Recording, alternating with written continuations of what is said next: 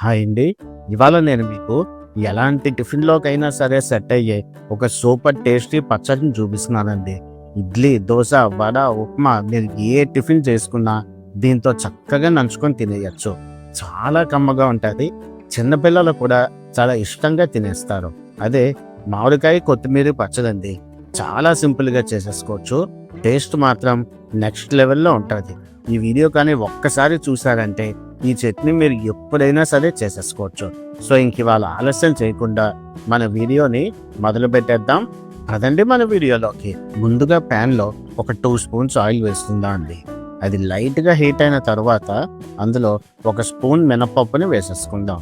ఇలా మినపప్పు వేసుకున్న తర్వాత మంటని లో ఫ్లేమ్ చేసేసి ఇలా కలుపుకుంటూ అది మంచి గోల్డెన్ బ్రౌన్ కలర్ వచ్చే వరకు ఫ్రై చేసుకుంటే సరిపోతుంది. ఇప్పుడు అందులో మరొక స్పూన్ జీరా కూడా వేసేసుకుందాం అండి. అది కూడా అదే లో ఫ్లేమ్‌లోనే మరొక్క నిమిషం సేపు ఫ్రై చేసుకుంటే చూసారా రంగు మారి ఎంత మంచి బ్రౌన్ కలర్ వచ్చిందో. ఇలా ఫ్రై చేసుకుంటే సరిపోతుంది. మరి ఓవర్ ఫ్రై చేసేయకండి. ఇప్పుడు అందులో ఒక 8-10 పచ్చిమిరపకాయలు కూడా వేసేసుకుందాం. ఇందులో మనం అడిషనల్‌గా మళ్ళీ కారం వేయం కాబట్టి కొంచెం పచ్చిమిరపకాయలు ఎక్కువ వేసుకుంటేనే బావుంటుంది. ఇప్పుడు అందులో మామిడికాయ తురుము వేసేసుకుందాం అండి. మేమైతే ఒక పెద్ద మామిడికాయని పైన తొక్క, లోపల టెంకాయ తీసేసి మీరు చూసే విధంగా ఇలా చక్కగా తురుముకున్నామండి. ఇలా మామిడికాయ తురుము వేసుకున్న తర్వాత మంటని మీడియం ఫ్లేమ్ చేసుకొని ఒక్క నిమిషం సేపు కలుపుకోవాలండి. లోపల ఉన్న పచ్చిదనం పోయే వరకు కలుపుకుంటే సరిపోతుంది. ఇదిగోండి ఇప్పుడు నేను మీకు చూపిస్తున్నాను కదా, ఇదే మామిడికాయని మేము పూర్తిగా తీసుకున్నామండి. మీకు మెజర్మెంట్ కోసం నేను చూపించాను. ఇలాగా దాన్ని ఫ్రై చేసుకుంటే చూసారా లోపల పచ్చిదనం అది పోయి చక్కగా ఫ్రై అయిపోయింది. ఇప్పుడు అందులో ఒక 2 కట్టల కొత్తిమీర వేసుకుందామండి. శుభ్రంగా కరిగేసి కింద వేర్లు కట్ చేసేసి ఇందులో వేసుకుంటే సరిపోతుంది. ఇలా కొత్తిమీర వేసుకున్న తర్వాత మంటని హై టు మీడియం ఫ్లేమ్ మధ్యలో అడ్జస్ట్ చేసుకొని ఇలా కలుపుకుంటే సరిపోతుందండి. చూసారా ఈ కొత్తిమీర మామిడికాయ చక్కగా ఇలా కలిసిన తర్వాత అందులో 3 స్పూన్స్ ఉప్పు అయితే వేసేసుకుందామండి. ఇలా ఉప్పు వేసుకున్న తర్వాత అందులో 1 స్పూన్ పసుపు అయితే వేసుకుందామండి. చాలు సరిపోతుంది. ఉప్పు మీ రుచికి తగిన విధంగా చూసుకొని అడ్జస్ట్ చేసుకోండి. కానీ మేము చెప్పిన మెజర్మెంట్స్కి 3 స్పూన్స్ అయితే పర్ఫెక్ట్గా సరిపోతుంది.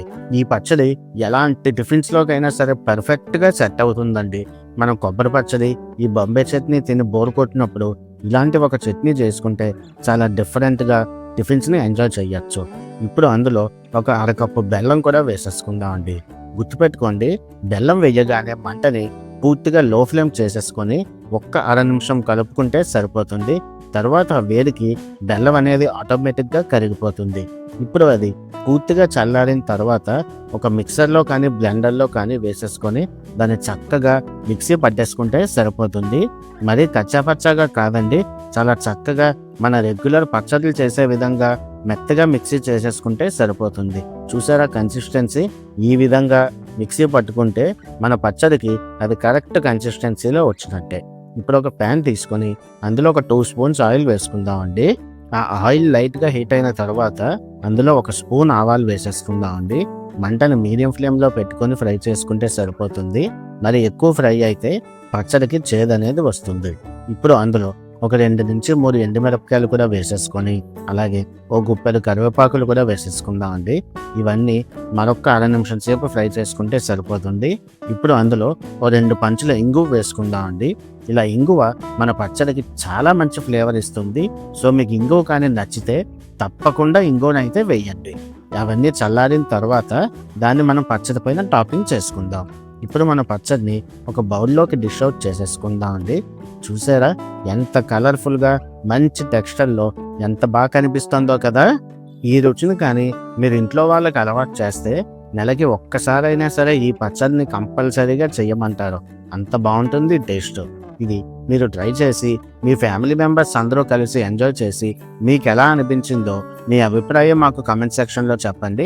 నేనైతే ప్రతి కమెంట్ని చదువుతాను.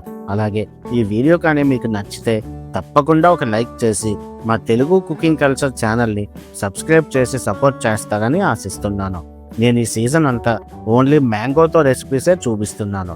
కాబట్టి మీకేదైనా స్పెసిఫిక్గా మామిడికాయ రెసిపీ తెలుసుకోవాలనుకుంటే నాకు కమెంట్ సెక్షన్లో చెప్పండి. నేను ఆ వీడియోని తప్పకుండా మీకు చేసి చూపిస్తాను. ఓకే అండి, మరొక మంచి రెసిపీతోని మళ్ళీ నేను మీ ముందుకు వస్తాను. అంతవరకు సెలవు. Signing off from Telugu cooking culture. Good bye.